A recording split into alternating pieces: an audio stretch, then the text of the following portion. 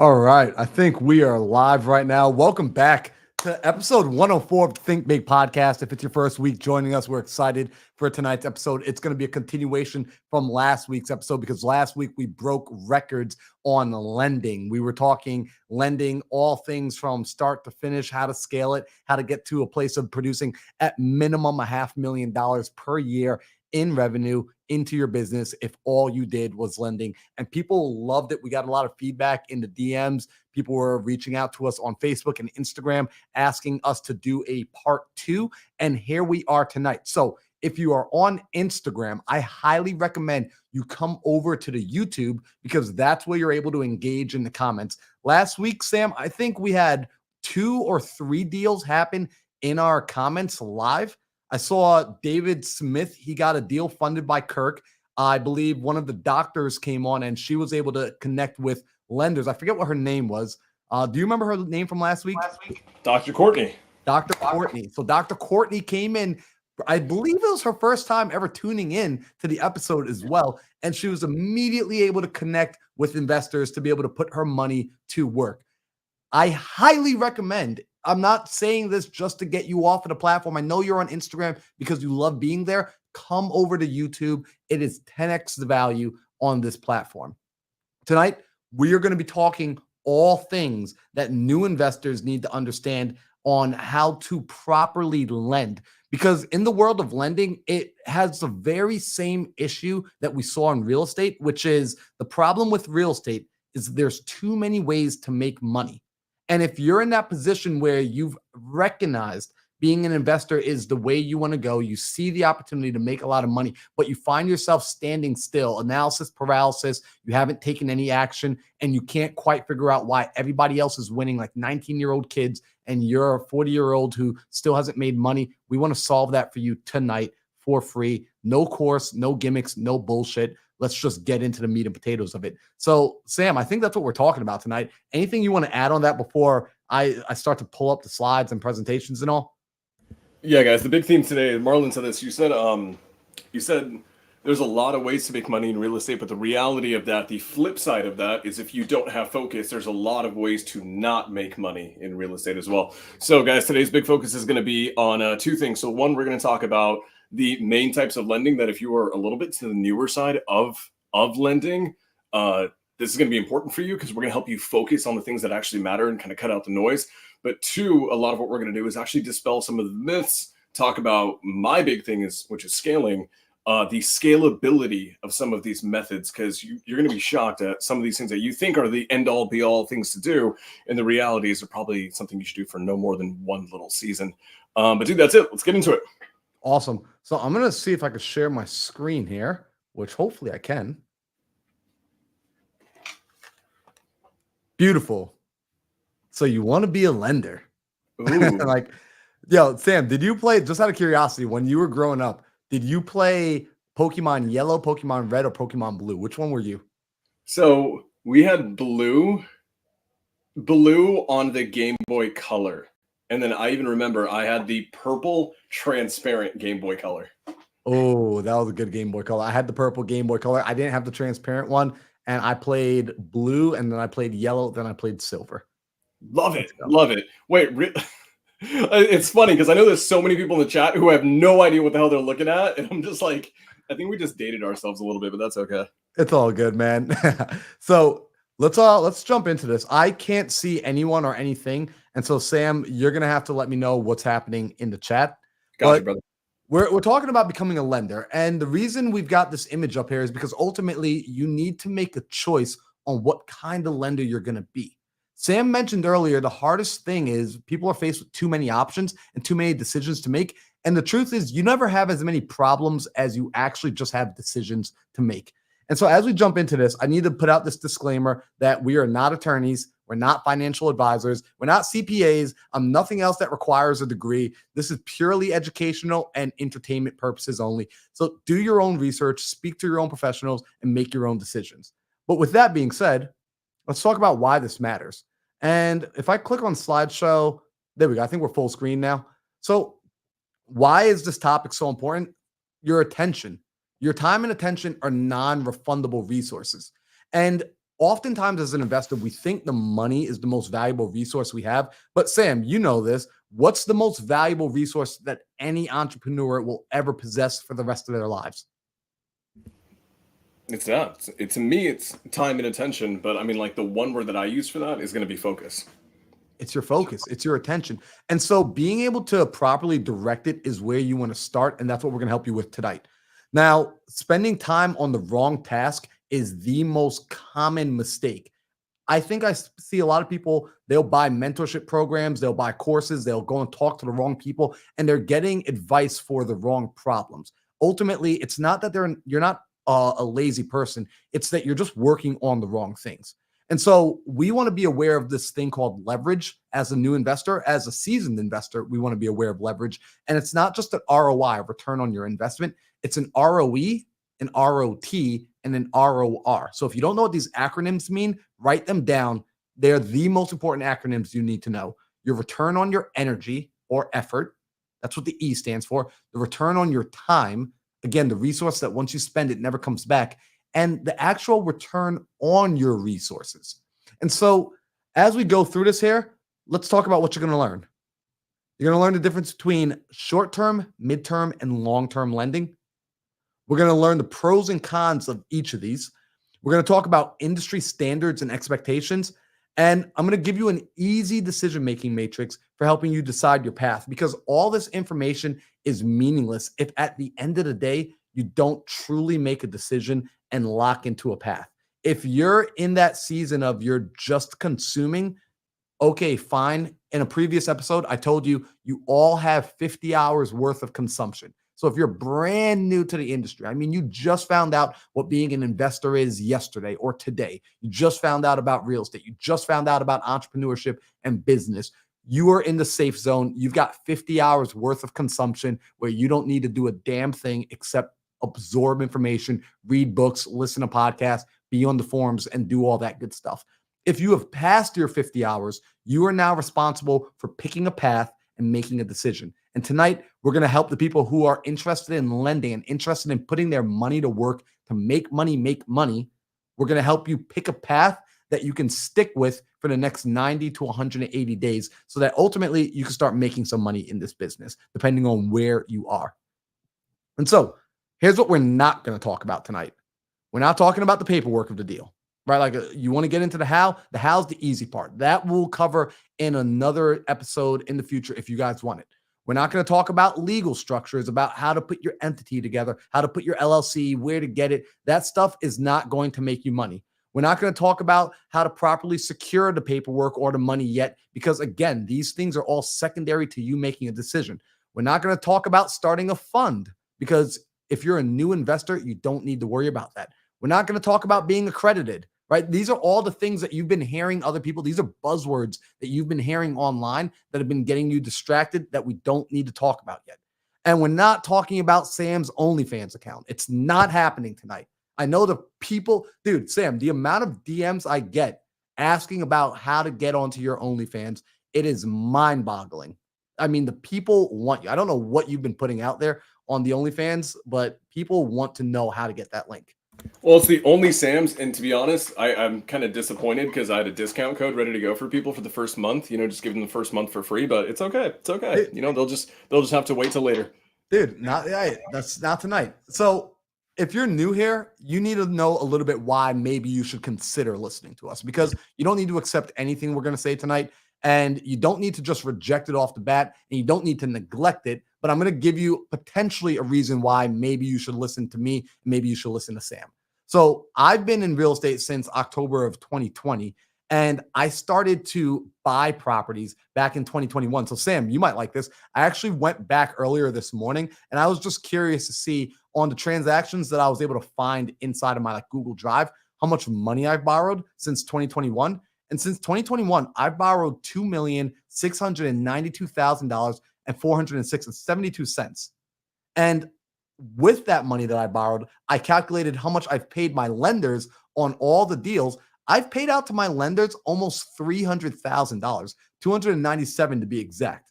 And I've never lost a dollar of my lenders' money, which I am absolutely proud to say, because that is one of the most important things for investors to know. And so I've had a lot of experience handling my lenders' money and working with new and experienced lenders, helping them to transact with me and to make their money make money.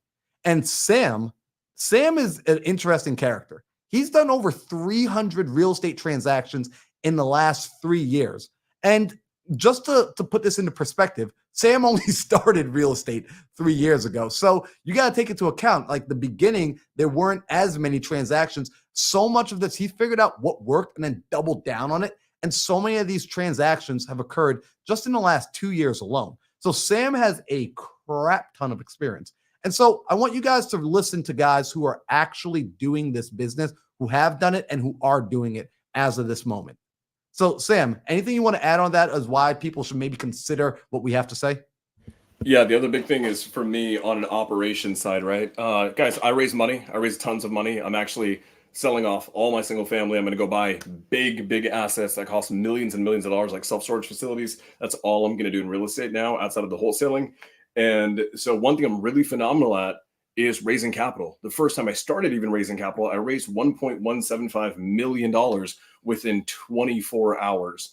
And that was my first go at it. And now we're really freaking good at it. And I think it's important for me and Marlon to say this. When we come at this, guys, we primarily are the borrowers, right? Marlon, you and I typically, we're the guys who go and get the deals. We operate the deals. We're typically the borrowers. But here's the interesting thing. Marlon, you and I over the last year and a half, we've started to get really heavy into lending ourselves because we have so much active income coming in from our various income streams. So now, like you're doing lending, you're lending a lot. I'm lending a ton. Guys, we've done the EMDs, we've done the transactionals. I love lending on land. Now we're getting into some bigger kind of things and we're getting into the funds. But what we want to do here is the reality is this, guys. It took me 3 years. It took him about 3 years too, right? In terms of raising capital, deploying it, paying people back. The big thing is this, guys. There's information that's out there, and then there's insight. And those two totally different things. So our big takeaway here, our big kind of sticking point is we don't want to just give you guys information. We want to, from the point that we're at, the experiences that we have, give you the actual insights because that's actually what matters. Right? I can go and tell you how many macros are in whatever the heck food you want to eat, but Marlon is going to be able to give you the insight from having done it, tried that food, tried it, ran a marathon with it, understanding how it affects his body from an actual firsthand experience at a very high level. And so our goal today is insight, not information. I hope that makes sense. I freaking love that, dude. Sam, you got away with words, man. And so to that point, to Sam's point of insight, we've got to start off with some basic definitions. Nothing I'm going to say tonight should cause a migraine. We are keeping this at a 5th grade level. In fact, that might even be 2 levels too high because I learn at a 3rd grade level. So we're keeping this at a 3rd grade level. And I just want, for the sake of this conversation, us to agree upon some very basic terms. And so the first term is going to be short term. Whenever I say short term, if I'm referring to lending, short term borrowing, anytime you see short term, I'm typically talking 30 days or less. If I say midterm, I am talking between 31 days and 180 days. So 31 days being 1 month up to 6 months is going to be midterm. Long term is going to be 181 days or more, also known as 6 months or longer. Also, our goal here is for you to learn. And our definition of learning, and I think Sam would agree with me on this, is learning is same condition, different behavior. Right now, your condition is not going to change from you watching this YouTube. It's just, that's the reality. Like at the end of this hour, you're probably going to be sitting in the same house you're sitting in right now. Your bank account's probably going to have the same amount of money. You're probably going to have the same friends. You're probably going to be married to the same person. All those things in your life are going to be the same at the end of the hour. However, if you're learning, what will begin to happen is you will begin to do new behaviors. You'll begin to behave as you didn't previously to get new results. So our goal here is for you to learn. We want you to act differently because of what you watch and consume tonight. And this last word is a word that I want everybody to become familiar with because it's become one of my favorite words over the last 3 weeks. maybe even longer. It's probably 6 weeks now. I've been using this word. It's autotelic. And autotelic is essentially having an end or purpose in and of itself. When Sam is working, here's one thing I love about Sam, guys, and Sam hears me say this to him regularly.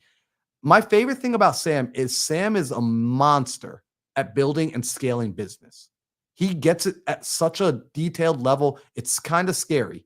And what Sam enjoys is building business. So for Sam, the act of going and working on his business every day is the end in and of itself. It's the reward. The process is the reward. Ultimately, I think everybody should. This is my opinion, but I feel you're going to produce at a higher level if you're doing this. If you find an avenue inside a business, if you find an avenue inside the world of investing that you enjoy the process of, that the work itself is the reward. It's not just closing the deal and getting the paycheck. That's awesome, but it's the actual making the calls. It's the actual underwriting of the deals. It's the actual paperwork, whatever part of this business that you genuinely enjoy for its own sake, and you're able to master that and become the master of it. That's where you're going to become autotelic. And that's when you become like a LeBron James or a Oprah Winfrey or an Elon Musk inside of your zone of genius. Cool. Now, here's how tonight's flow is going to go. Each deal, we're going to talk about each deal type. We're going to talk about those short-term deals. We're going to talk about the midterm deals. And we're going to talk about the long-term deals from the standpoint of lending. And as we go into each of them, we're going to be covering what the standard deal flow looks like, what sort of expectations you can have as a standard for the industry. We're going to talk about the sort of work involved to get these deals done, the risk associated, and the typical ROIs you can expect. What we want to do is we want to lay an expectation, because as you have that, you'll be able to look for yourself and discover which ones work for you. We're also going to go over what I call the lender's matrix. And this is going to be a very simple decision-making matrix that will allow you within less than 1 minute to be able to identify what your lending avatar is. Now, let's talk about short-term lending. And I'm probably going to have Sam talk more about the short-term lending, because I don't do as much short-term lending. I do midterm and long-term lending. So I'm going to let Sam talk a little bit more about short-term lending. I'm going to throw this up on the screen for him to run through. Awesome. So guys, quick 10,000 foot overview of what short-term lending looks like. At the end of the day, lending, there's going to be a lot of terms out there for lending. I think people are coming up with new terminology and new methods every 5 minutes. The reality of lending is there's only two greater umbrella ideas, and that is the amount of time that the money's held for and the type of asset or the type of deal the money is being deployed into. You know those two things, you can then start assessing risk. You can then start figuring out where your real niche kind of is, your avatar should be. And so today we're only really going to go over like the big three, right? Short-term, midterm, long-term. I think we may hit on some like special stuff towards the end. But here's the thing with short-term, right? The big thing here, right? Can you do a short-term, let's see, double close I would consider transactional, but let's talk about EMD, earnest money deposits. That's kind of the big thing that's going up a lot lately.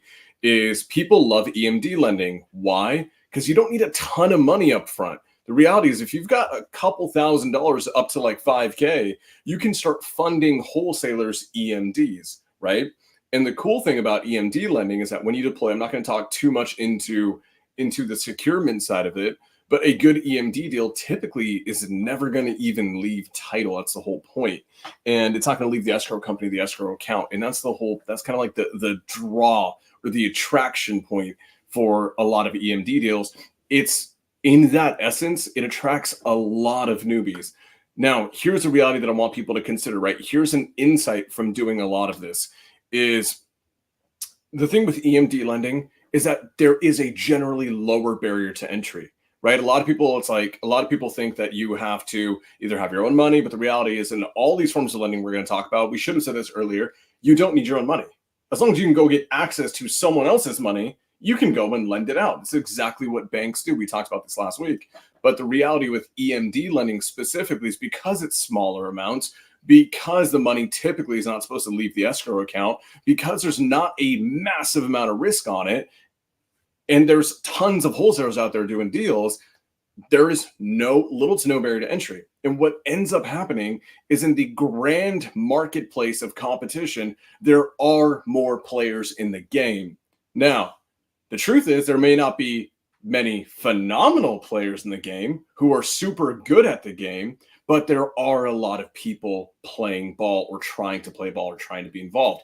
And so what's going to naturally happen from an actual insight perspective is there's a ton of noise in the EMD kind of ecosystem when wholesalers say, hey, I've got a deal. I need $5,000 for an EMD. And knowing wholesalers, it's probably due in the next 48 hours. The problem that you're going to have when you start going and trying to acquire these deals is you're going to have 75 other people who are immediately responding, trying to DM the person, trying to get the deal funded, because honest to God, everyone's got access to 1 to 5K right now.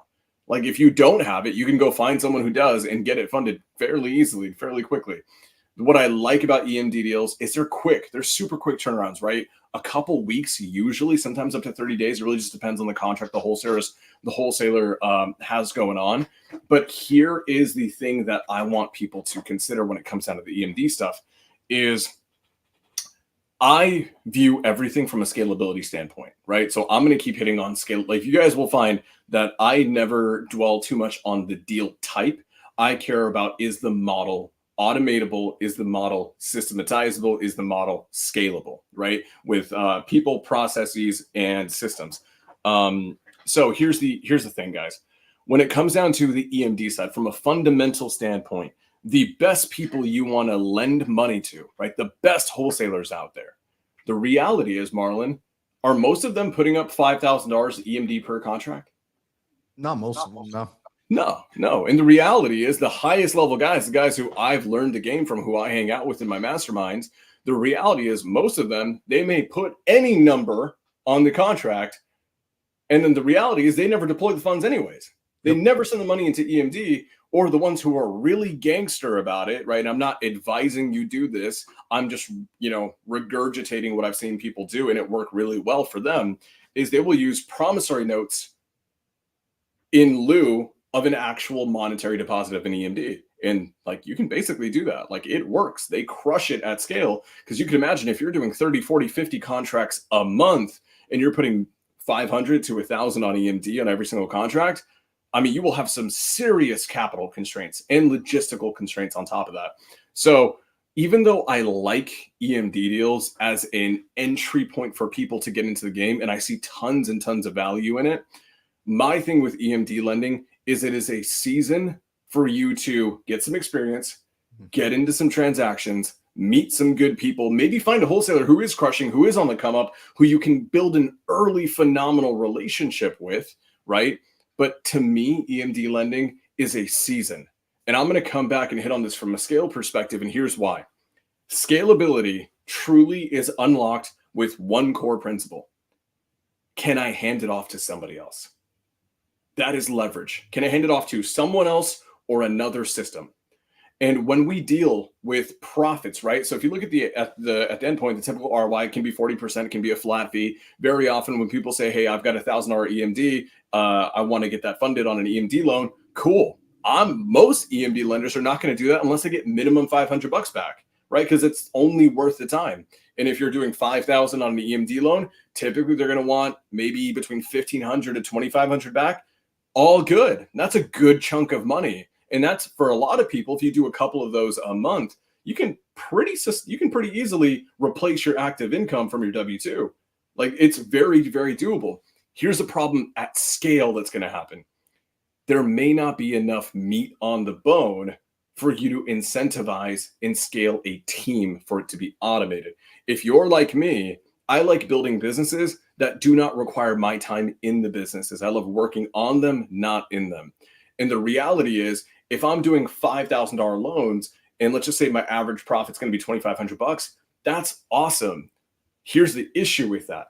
At scale, there's not a ton of margin for it to make sense for me to bring multiple people in to the business and have enough meat on the bone for them to be incentivized and the business to grow. And so I want to do this exercise really quick, right? So here's the reality, right? And you guys know me, I'm a big fan of hiring off Indeed, hiring people who are salaried workers. Why? Because It's better for the business to have people who are W-2 minded. The problem with, honest to God, most people in the community, in the industry, in the ecosystem, is they're going to tend to not hire from Indeed. They're going to tend to hire from whatever mentorship or mastermind or community they're in, and you end up hiring your peers. The problem is your peers aren't going to work for a salary of $1,000 to $2,000 a month. Your peers want a piece of the pie, right? And so I want you guys to do this kind of math right here. Let's just say in a month, right? You are doing EMD deals. I'm going to pretend you do 10 deals, okay? 10 deals, and they all crush. They all win. They all work. You make money on all of them. All of them are $5,000 loans, right? $5,000 EMD loans, and this is a perfect world. And you get, I'm going to be generous here. You're going to get $2,500 back each time, right? It's a killer deal. It's a freak. That's a killer setup as far as EMD deals are concerned. If you're doing 5 of them a month, right? Not only, 10 of them a month. Not only do you have to have $50,000, right? $5,000 per deal, 10 deals a month. That's 50,000, okay, in liquid capital to send out. That can be your money, someone else's money. It can be on credit cards. It can be on a HELOC. It can be on a bunch of random stuff. Okay, that's fine. The thing is this: once those get paid back, you've got 25,000 coming in, right? That sounds awesome for most people. Let's say you want to take this to $1 million. Let's say you want to take it to past $1 million a year. Here's the issue. If you're hiring your peers, which a lot of people are because they believe in squat up mentality, and I'm totally okay with that, here's what's going to happen. Out of that 25K, in a perfect world where you have 100% close rate, right? You and your partner are going to split what? Half and half usually, right? Marlon, that's usually the case, right? People, they're going to squat up and split things 50-50. So your 25,000, right, isn't really 25,000 for you. It's, what is that? 12,500. Yep. So 12,500 is your actual, and don't get me wrong, that's fantastic for 99.9% of America. And this is going to do really, really, really well for you for a while. But here's the thing, guys, 6 months in, a year in, it becomes very difficult to scale. And here's why. EMD loans, Marlon, have you, I know you don't do a ton of them. Here's my biggest thing with EMD loans. They require typically a ton of babysitting. And at scale, you're not going to spend your time just checking in on the wholesaler, checking in on the buyers, doing all the things. At scale, you're going to have a transaction coordinator, a TC, maybe, hopefully someone who's in-house handling a lot of these transactions. Well, guess what happens to your 12.5K, right? Depending on the TC, unless you've trained them in-house, you're using an outsourced service, which is a lot of TC companies nowadays. They're going to typically charge you per transaction or per deal. And depending on the kind of setup that you have with them, some of them may charge a few $100, some of them may charge 500, 750. It just depends on the deal. And so what ends up happening is that 12,500 top line to you after your partner payouts, right? Let's just say you're like the CEO. Your job is to pay for the whole system. Well, then you have your CRM, right? Let's just say you are, oh, here's the other thing. Let's say you have the CRM. Then you have the TC fees that are going to be taken out of it, right? And then here's the other big thing.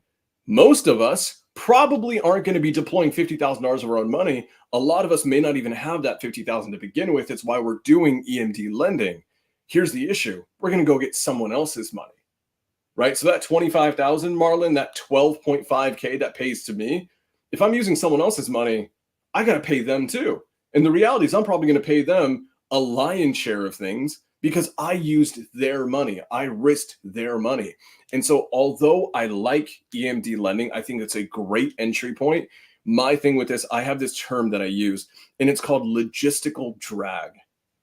I don't like transactions that at the end of the day, if I'm profiting maybe 1,000 to 1,500 top line, right? 1,000 to 1,500 top line to me after my partner payouts, after all the things, like that's a good deal for me.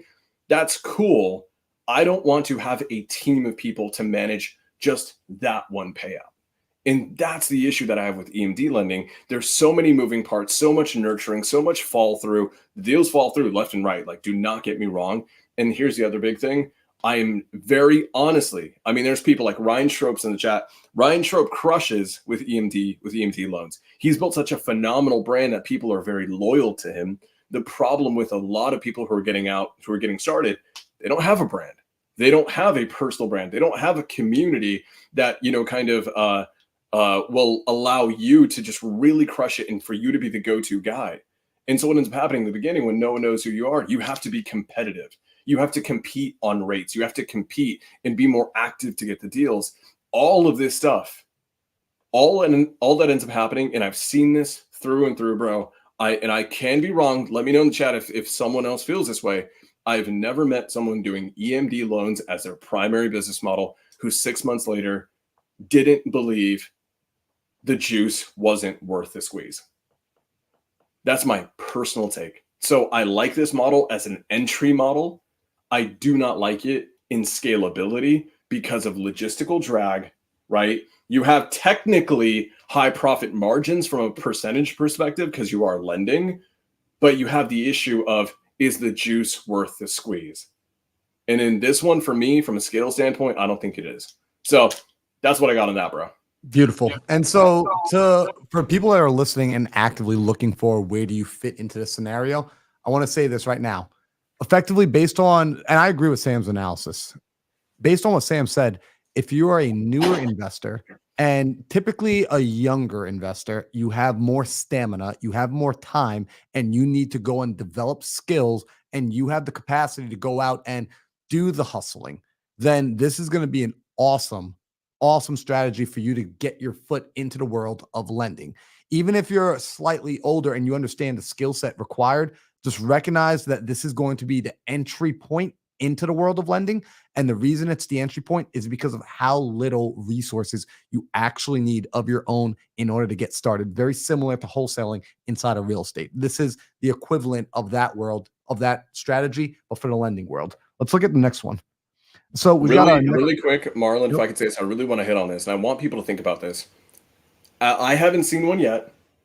Here's the thing. EMD lending, phenomenal model. I love it. I think it's a great thing to do. I think it has its purpose.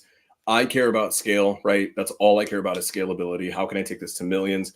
The reality is this. I haven't seen a single lending company, and I could be wrong, they may be out there, I just haven't seen them yet, go multi-millions just yet. Automated EMD lending. I haven't seen it. I don't think it's ever going to happen personally. I could see a route where it could happen, but it would require so much effort. And honestly, I think I don't think there's anyone that would do it, bro. I think it'd be Ryan Strobe.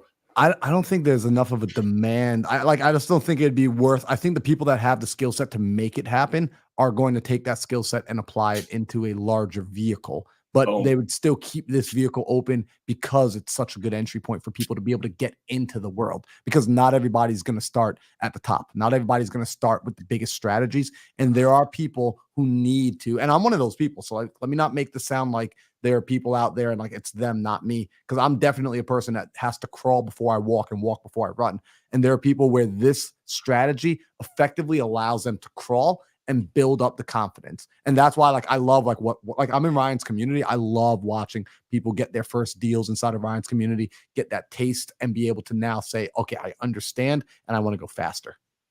Love it. Let's get to the next one. Yes, sir. All right, let's look at this. We got midterm lending. And so, guys, remember, when we're talking midterm lending, we are talking about anything that's going to be 31 days or longer. So effectively a month to 6 months, that 31 to 180 days.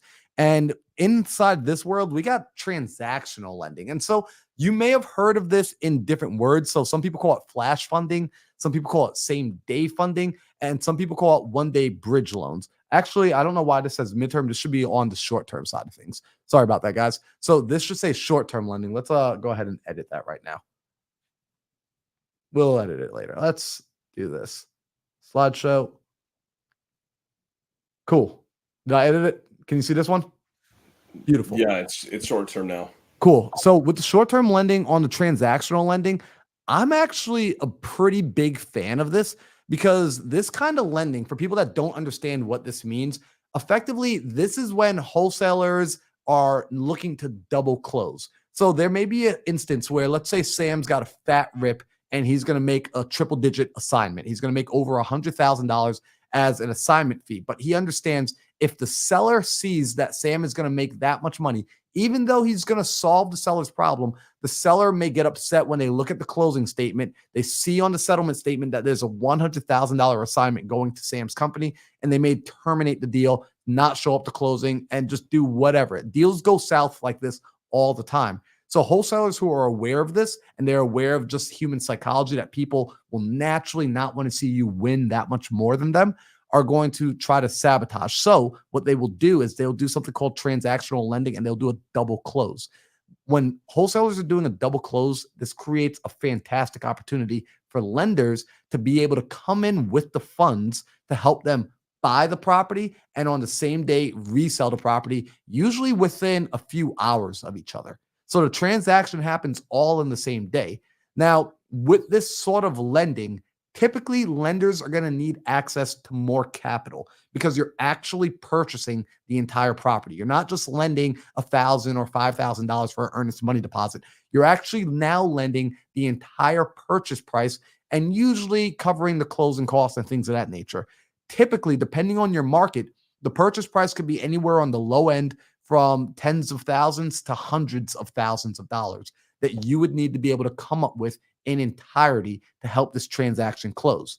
Now, what's cool about this sort of transaction is it's very safe and secured, because oftentimes the only reason you're agreeing to this is because you already have the A to B contract signed, you already have the B to C contract signed, and so effectively all of the documents are already in place.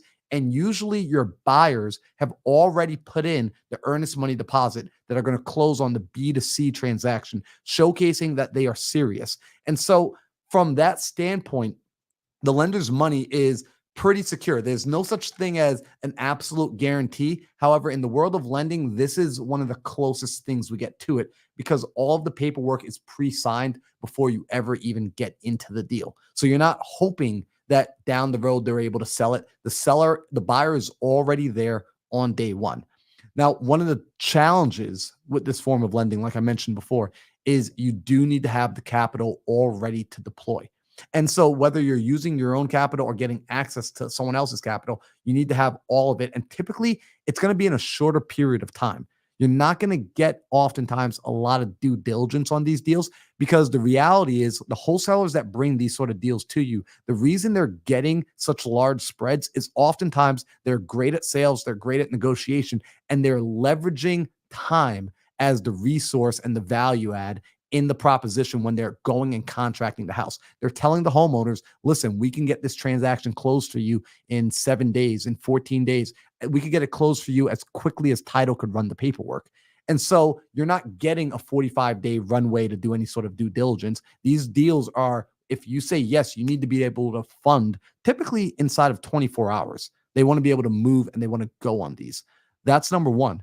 The second thing is the hard part about these sort of transactions is because of how secure the transaction is, there are a lot of institutional lenders who are already lending on these kind of deals. So you may not have a lot of competition in the private sector of private money lenders who are going to go and be transactional lenders, because not enough private money lenders have the capital to lend at this hundreds of thousands of dollars in a single transaction. But you are going to have a lot of competition going up against institutional lenders. So going after your actual hard money lenders and your actual transactional lenders that do this professionally and raise millions of dollars for these sort of transactions. They have websites, they rank high on Google, they're paying to be in front of people at the local real estate meetups. And so they are putting effort into marketing to the audience of newer investors to get their attention, so that when those people get these sort of deals, they come to them first. So all of these strategies are going to require you to be an excellent marketer.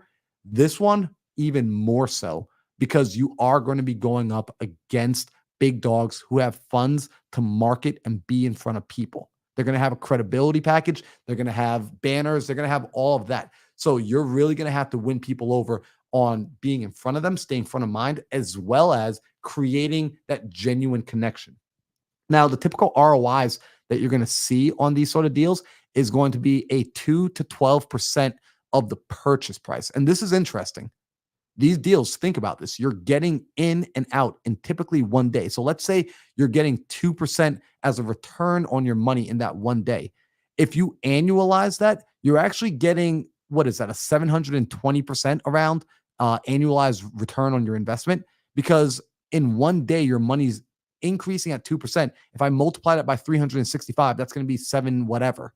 So these are very lucrative deals.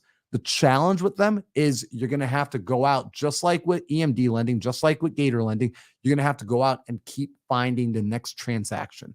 But what is nice, again, is you're getting such a high return on your investment because of the speed.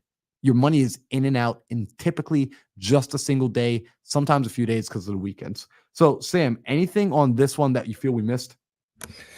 A few things. So one, I see this play. Okay, so I see EMD lending as the one that is getting the highest number, like the highest absolute volume of new people entering it, right? But the reality is 99% of those people, just by the law of business, are not going to succeed, and they're not going to stick with it. They're not going to, become massive successes in that methodology or in that vehicle. Here's the thing with this, especially with like same day double closing.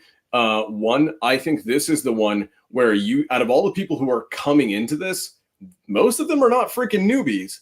Most of them are people who absolutely know what they're doing. They know how to market. They know how to brand. They know how to find deals. They know how to partner with operators. The reality is when people get into this specific game, the majority of them, at least from what I've seen, a lot of them are my friends, they absolutely are beasts at business. And here's one thing that, like Marlon hit on this, a lot of times when you're dealing with same day double closing, right? There's not a huge time window. You have to have an air of your risk tolerance, truthfully, has to be a little bit higher, I think, with this because of the pressure that you will feel with someone coming to you saying, hey, I need you to fund $250,000 in the next 24 to 36 hours. Like that is the truth of a lot of the double close game. And what's going to end up happening is this, and I've seen this happen in a lot of local markets. There's going to be guys who do not have any social media kind of platform, but they are like good old boys with like all the title companies, and all the title companies will refer them business. And these guys, they get so competitive with their rates. They can be, I've seen it as low as 0.75% for a same day double close for a 24-hour turnaround. And so for things like that, you are competing, in my opinion, in this game, you are competing against better quality talent, higher level people, higher level operators. You have to have a higher level of just general, I don't know if risk tolerance is the right word, but a general kind of essence of you need to be an executor. This is not one of those things where you can sit and just kind of mull it over and think about it in soul search. Deal comes in, it's a good deal. You pretty much have to take the chance and move on it. That's a big thing.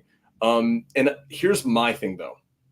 For me personally, I really like this because we're being very general here. Marlon and I do a lot of short-term lending, and even like short to mid-term lending, right? But in the vehicle that we do it with matters. How you do short-term or mid-term lending with single-family properties, right? Versus land, totally different ball game. And very often I do like, if we are going to do this at the end of the day, it is going to be like first position usually because it's wiping out the entire purchase price. So I do appreciate that. I think this one, for me, the short-term and the midterm stuff, both of them together, I like them from an active income standpoint because I think one, you can treat it like active income, right? Short-term lending, this like double close, same day funding, it's this very similar to EMD in terms of the timelines, right? Very similar in terms of timelines usually. But the cool thing about this is you typically make way more money. And so remember how I mentioned with the EMD side, you don't have tons of profit coming in to fund reinvestment back into the business, to bring on better talent, to invest in better systems to scale your business. With this, you've got a lot more meat on the bone coming in, which allows you to then hire better talent, right? Hire people to delegate to, and that gives your business a lot more scalability. So, thumbs up from Sam. Love it. Let's keep going here because I'm looking at the time and we are behind. So I'm going to speed this up, everybody. Midterm lending. So when you talk about midterm lending, this is your gap funding, also known as your bridge loans. And I used to hear the terms and I thought they were talking about two different things. Effectively, if you hear someone talking about gap funding and bridge loans, they're effectively the same thing, unless you're in some weird part of the world where they have much two different definitions. And so this is effectively when a person goes out and let's say they're going to do a fix and flip. This is where you most often see these sort of loans, that a person is getting a hard money loan for the purchase of their fix and flip. And think about this, everybody, as a lender, right? I want you to be aware of the people you're lending, what they're doing. They might come to you and say, "Hey, I just need $30,000. I got this fix and flip that we're going to go take on." And you're like, "Okay, well, what's the money going towards?" And they said, "Well, I've got a hard money lender who's going to fund the purchase and 100% of the rehab." And you might be thinking to yourself, "Well, why do you need my $30,000 if the hard money lender is going to fund the purchase and 100% of the rehab?" Well, the hard money lender is still requiring that the operator, that the real estate investor come in with a down payment. And so your $30,000, the hard money lender doesn't really care where the money comes from. They just want it. And so they want to make sure that these investors have some skin in the game. And so that skin in the game happens to be your money. And so they come in with this gap funding or this bridge loan, and they use it to bridge the gap between the down payment and the hard money. And that money now is a part of the deal. So what you want to pay attention to with this is when you're lending on a gap funding deal, you're not going to need to come up with as much money as you would for, let's say, like transactional lending, because you're not covering the entire purchase price. You're just covering the down payment for the hard money loan. However, with these sort of deals, you're typically going to be in the deal longer because most oftentimes what happens is your money is now in the deal until that project is complete. Pay attention to this. Your money is in the deal until that project is complete. And this is why it's on the midterm lending side, because most often when fix and flippers, if they're good operators and they're true operators and they're not doing luxury flips, they're doing traditional flips, they're looking to be in and out of those deals within 45 to 180 days. Because when you're fixing and flipping, time is your enemy. You are on a race against the clock. You want to get into that property and sell it while the market conditions are still the same, while they're predictable, while you can still trust the comps that you're working with today, while you still have access to your contractors, while you still have access to material. So effectively, you're going to be in this deal as a lender until the deal is over. What else do we need to pay attention to? On a gap lending, you're most likely going to be in second or third position. The hard money lender is oftentimes going to take first position, and they will allow you to be in second position. What does that mean? It means if anything were to happen on the property and the seller or the buyer, the borrower stops making their payments, the hard money lender or yourself would have the ability to foreclose and take the property back and resell it. When the property is sold, the hard money lender is going to get paid back first, and then the second position loan will be paid back if there is money left over. So you're putting yourself slightly at more risk. You can mitigate that risk by just ensuring that the property has enough equity to cover yourself. The thing about these sort of deals is, although you may not be the fix and flipper, you still need to have knowledge about real estate. You need to have enough knowledge to vet and underwrite the deal yourself. You need to do your own due diligence on this deal, because effectively, you're not swinging a hammer, but you are now a part of this deal. And your money you don't want to just trust what the investor says. You want to do your own due diligence to make sure that, hey, you know what? The numbers do actually check out. Now, there is something nice about this, because I get it. You're wanting to be a lender because you don't necessarily want to do all the work of being a real estate investor. Maybe you're a doctor, maybe you're an attorney, and you're like, Marlon, I don't have the time to sit there and be underwriting deals all day. I get that, but you do want to underwrite the deals that you're going to lend on, but you do have this working for you. When hard money lenders lend, typically, if they're professionals, they are also underwriting the deal. And so if a hard money lender is going to approve the loan, it's not the end all be all, but in my mind, that's just one extra pair of eyes looking at the deal, telling me, okay, there's potentially something here.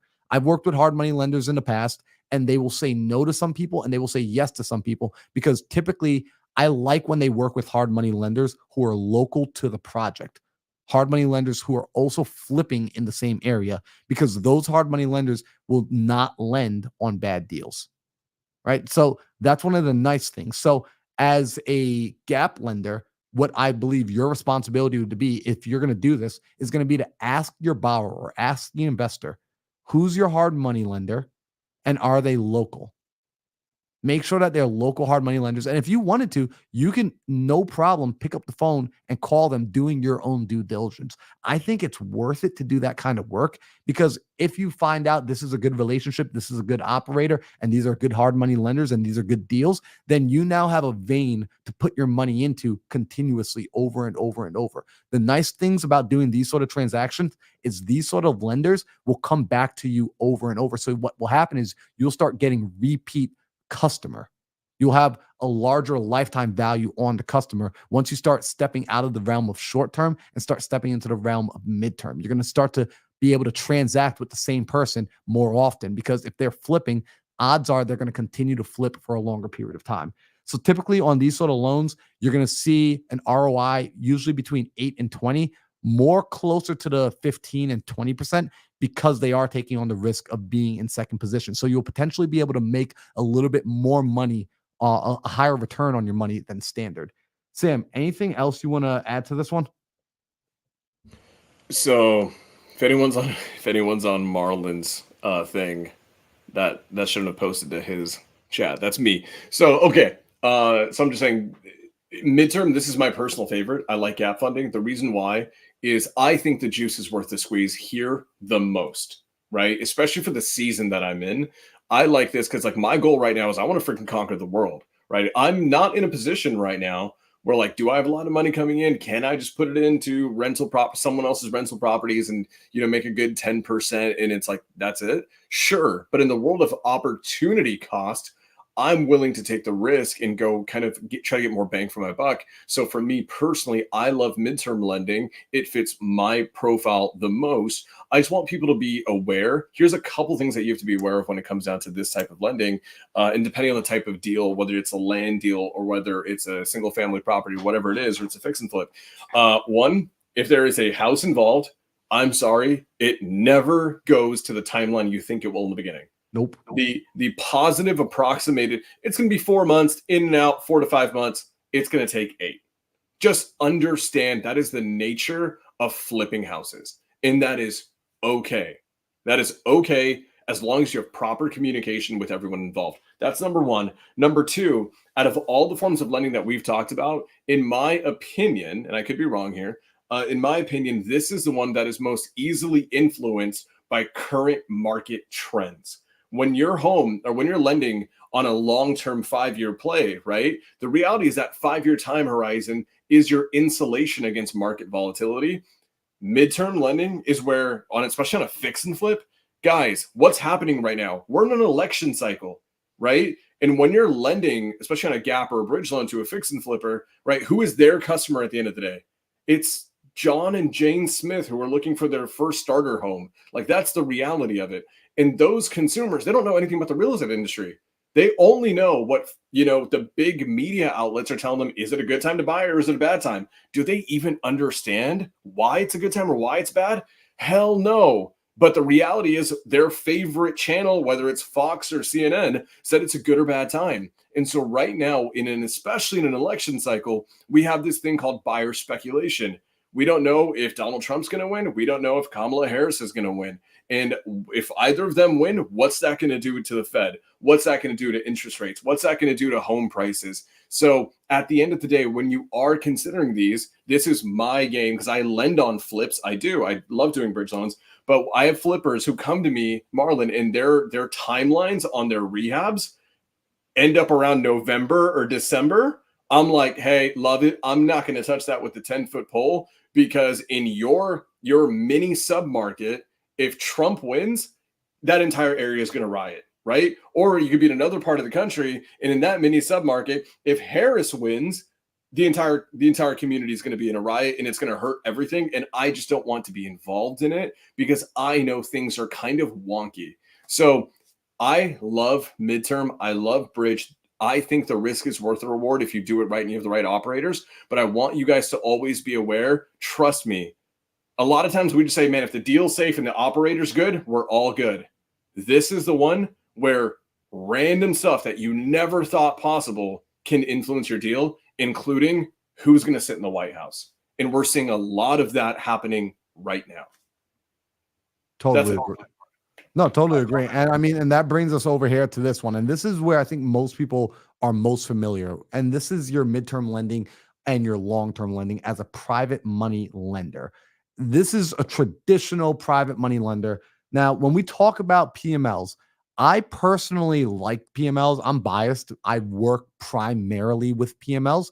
And so I understand their world a lot more because they're the people that I transact with, and they're the ones who have helped me grow my portfolio over the last 3 years. And so with them, there's two forms of private money lenders. You really have the midterm level where they're in and out of deals, ideally in 6 months, which is like what Sam was mentioning. These are some of the people that, in fact, Sam and I are really these kind of lenders when we lend on land deals, right? We will be in and out usually from 45 to 90 days or so. And we'll put some of our lenders into some of those deals as well.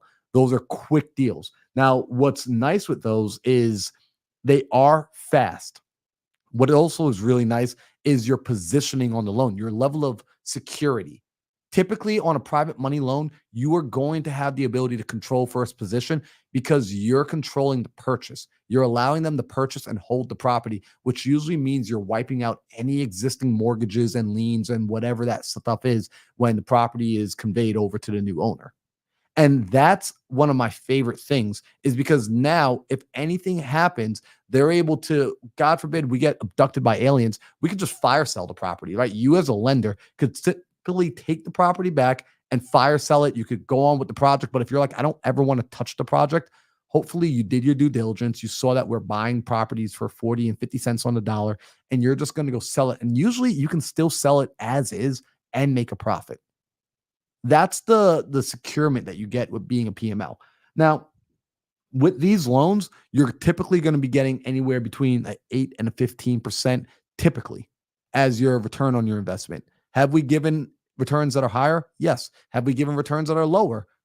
Actually, no, I don't think so. I think I've always given at least an 8% because, quite frankly, if you're getting less than an 8% as a private money lender, I just don't think that's kind of, it's either greedy of the investor that you're working with, or if they're like, hey, we need it to be less in order to make the deal work. And we're not talking about a deal that is like multi-millions of dollars of your money. We're talking about $100,000, $200,000. And they're telling you that they needed at 5% interest to make the deal work.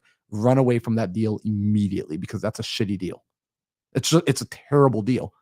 You cannot tell me that in order to make this deal work, we need to drop the interest rate of the lender down to 5%. And now it gets over the line. That's the deal. You're buying it way too high. There's not enough equity. There's not enough options. So if you're a lender, run away from those people quickly. And if you don't know how to spot them, reach out to me and Sam. Like, we will help you. Like, if you're looking at a deal and you're like, I don't know if I should lend on this, we'll help. We'll look at the deal for you and just we'll give our opinion, because that's all we can ever give is an opinion. But with this, like, that's midterm. Long term is effectively the same thing. It's just going to be for 6 months or longer. So typically on long-term loans, you're looking at anywhere from a year on average. 12 months is what's normal, to 2 or 3 years. These loans typically go into properties that people are going to be doing one of two things. They're either doing a longer fix and flip with the project, or they're going to do a buy and hold, and they're effectively running a burst strategy, whether it's on a single family, a multifamily, a large multifamily. It's the same concept that they're using the money to get into the deal quickly.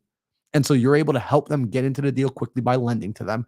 And then they're either selling it for a profit and repaying you back your interest, or they're going to refinance the property down the road because of how much equity is in the deal and use the refinance funds to pay you back. I love these kind of deals because it's a win-win for everybody. But here's what you have to be aware of as a private money lender. And I've like, Sam, I don't know if you've had this happen. I've like yelled at some of my private money lenders because they have given me money purely off of trust, and they are not doing due diligence to check out the deal.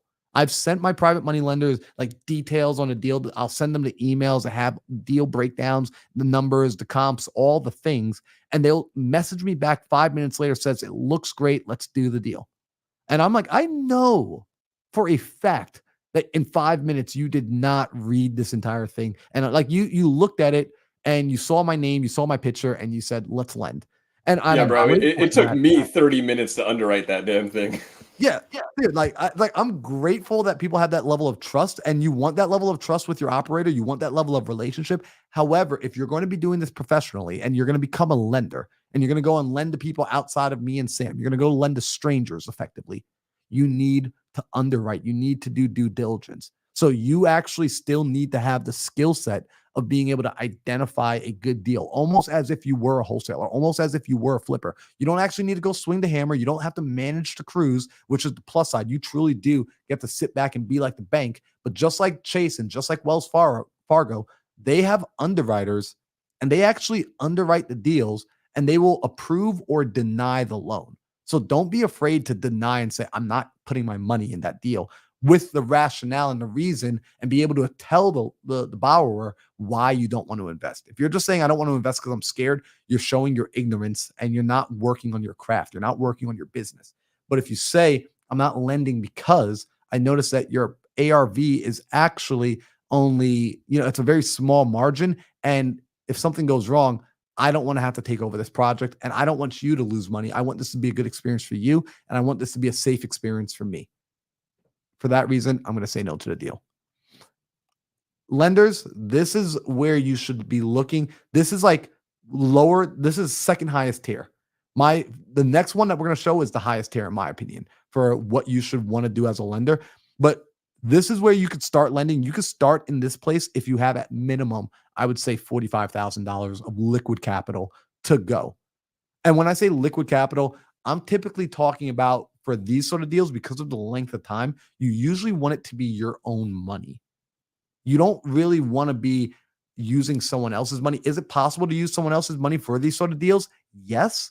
However, for these sort of deals, because of the potential length of time that a deal can go for 12 months, 18 months, you don't want to have promised someone else's money. And now the person whose money you promised is telling you, hey, I need that back for a surgery. And now you're having to go back to the operator and you're trying to explain to them that, hey, the money was never mine to begin with. You could get away with that on a transactional lend. You can get away with that on an EMD lend because of the short time frames. But when the time extends, time is what starts to hurt deals.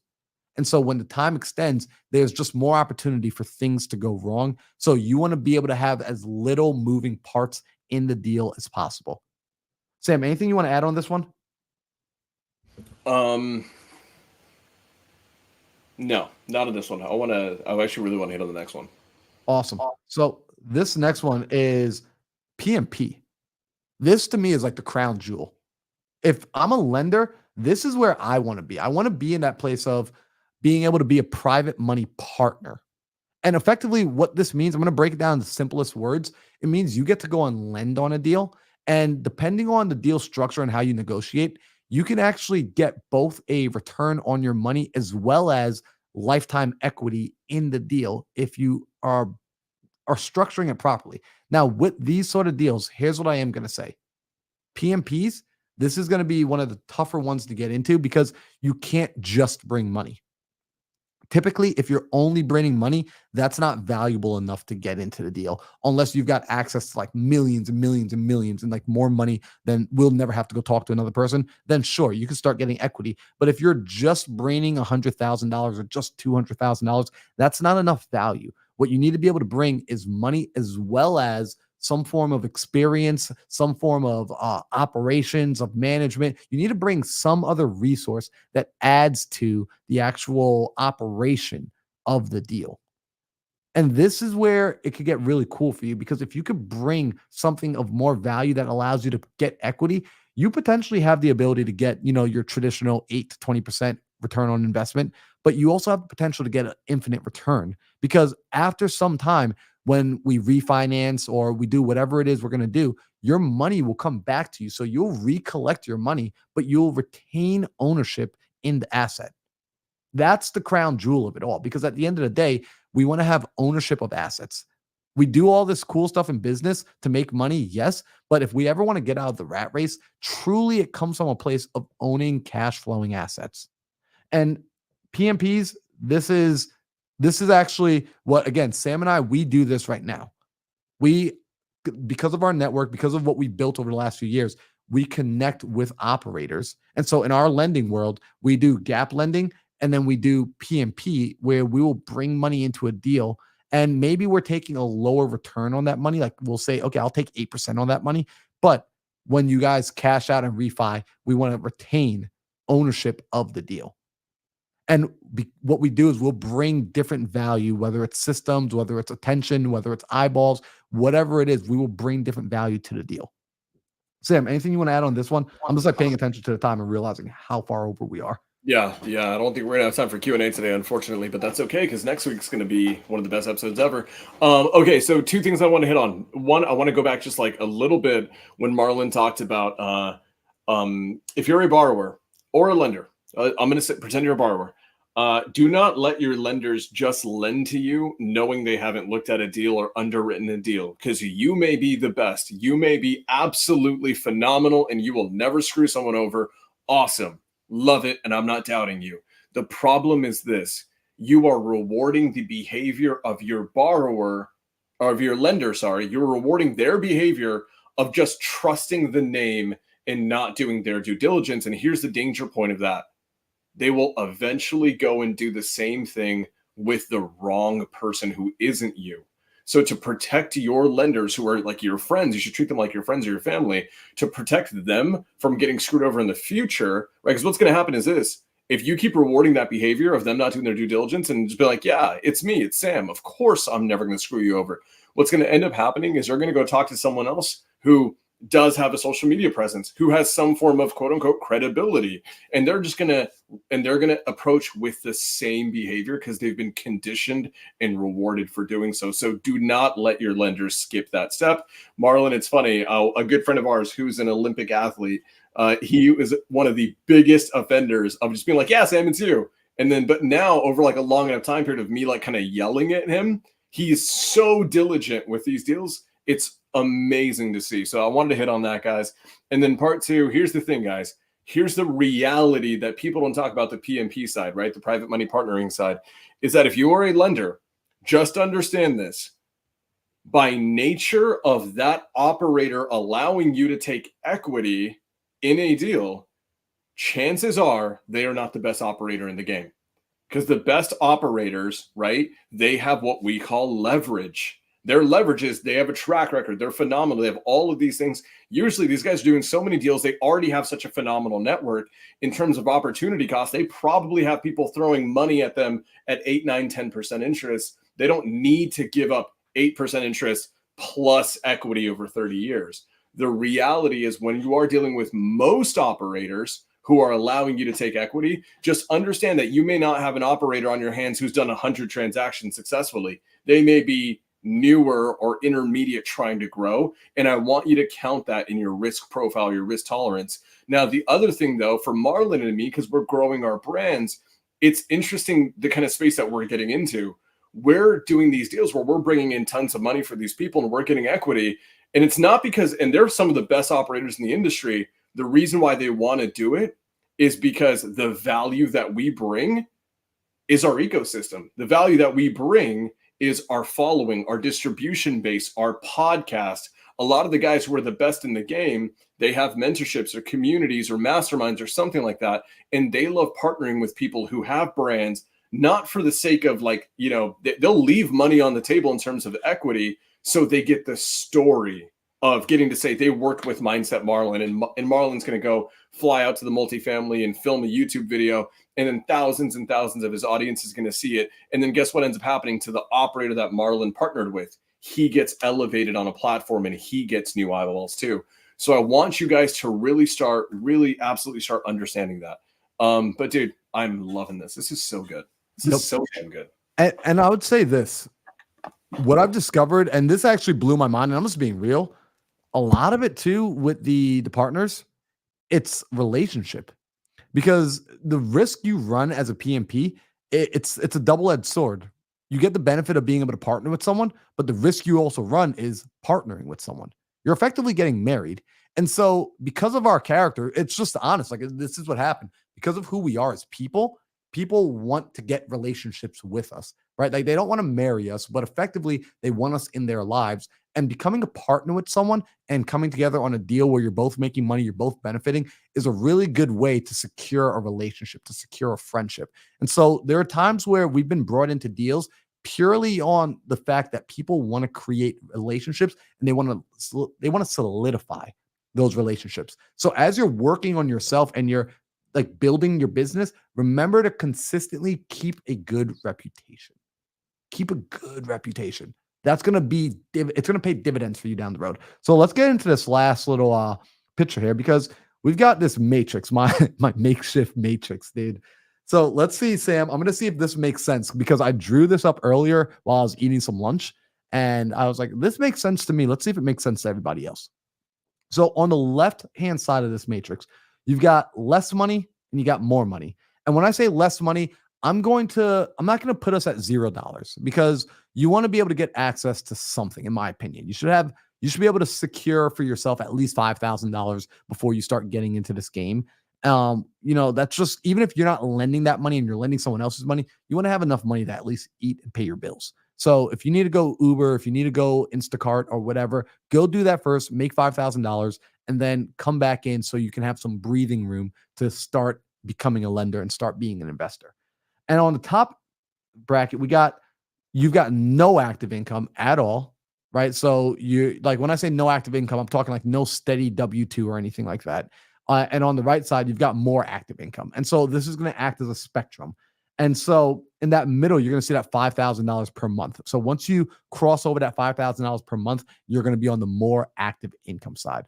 So if you are making less than $5,000 per month and you have you have at least 5,000, but not more than $45,000 in your bank account, you should be doing short-term lending. Period. You should be doing short-term lending, and you should be focusing on things like Gator. You want to be an active income producer within the world of lending. And on top of that, I would say also get a job. Get a day job in the meantime. And I don't mean that in a harsh way. In fact, I kind of personally get a little pissed off that people like look down on people that have jobs. One of our good friends, Mamadou is a phenomenal real estate investor. A lot of people don't realize, because he has so much success now, that he was working Lyft. He was driving Lyft every day for well over 2 years while wholesaling real estate. And he was closing deals. He was making $10,000, $20,000 checks.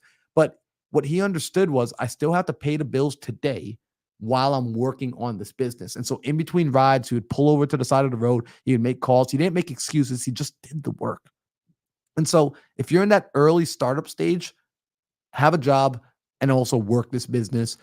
Get a flexible job. Go drive Uber, drive Instacart, do something flexible, make day-to-day money, and then work on lending.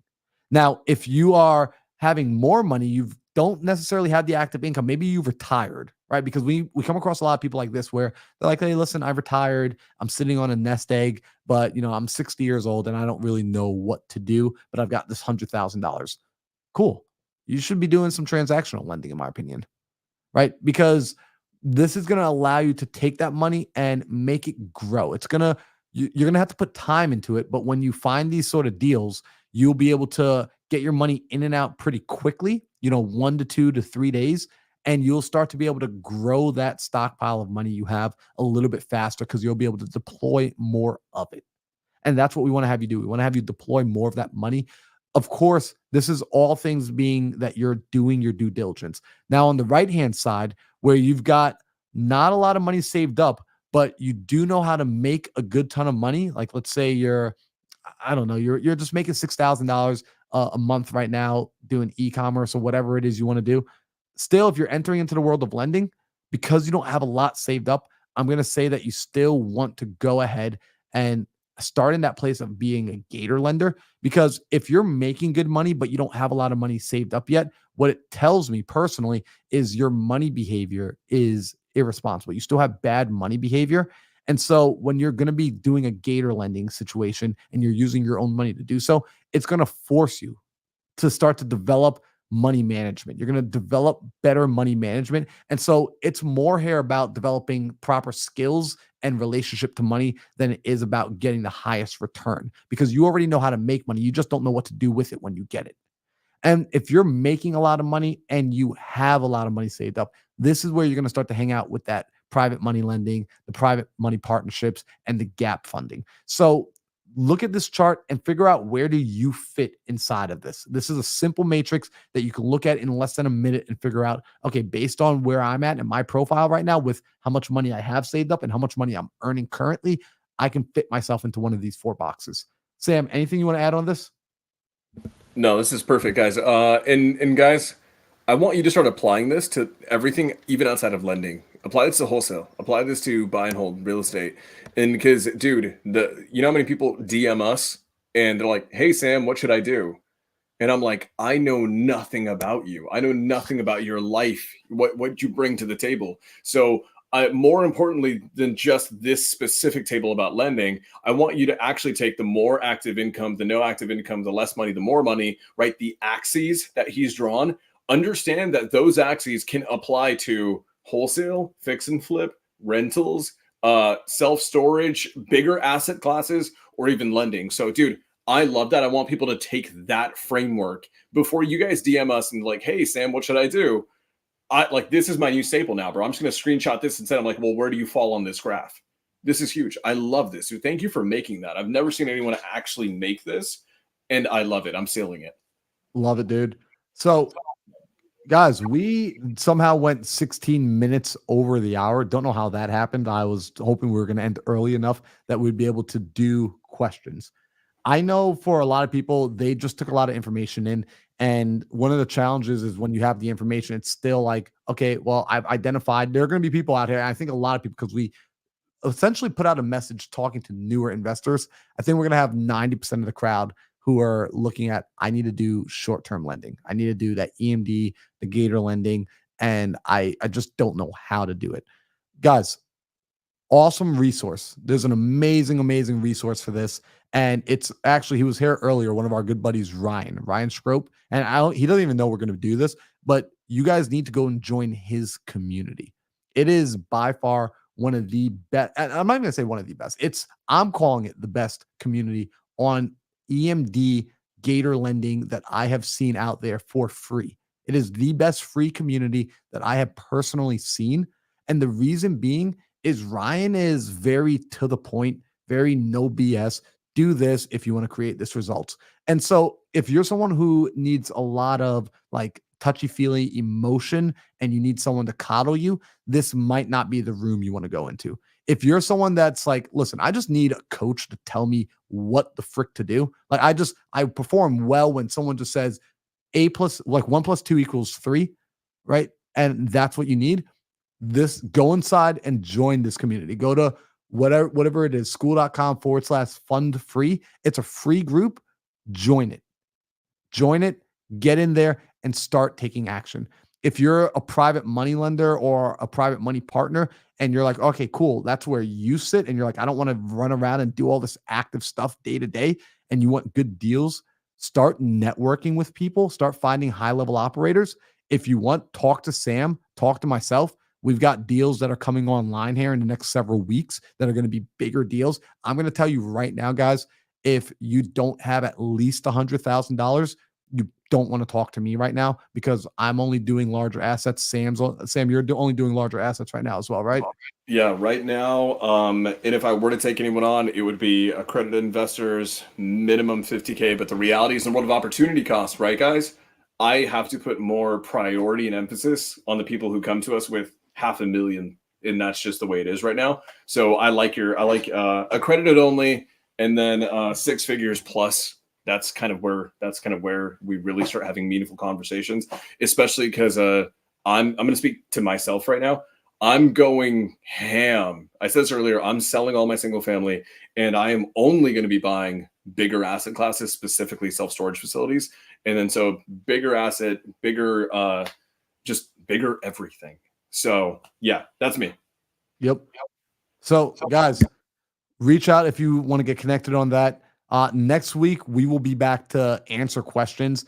Because by the way, we didn't even say this. Tonight's episode 104, which officially means we just completed 2 years of consistently showing up every single week for this podcast. So shout out to you guys who made this possible. Joel, Peter, Jade, like just you guys are awesome. We love you all. We appreciate you. We'll be back next week and we'll probably do something really special. Maybe we'll do like another extended episode. I don't know. Sam and I will talk offline about doing possibly an extended Q&A again to celebrate the 2-year mark. Yeah, I'm not gonna mention what. I already know what I'm gonna talk about next week. So stay tuned to our social media because my goal is next week for that to be our biggest and best episode so far. But dude, last thing, props to you, man. 2 freaking years, and we haven't missed a single damn week. Crap. Insane. It's amazing. All right, guys, we love you. Peace. Peace out, guys.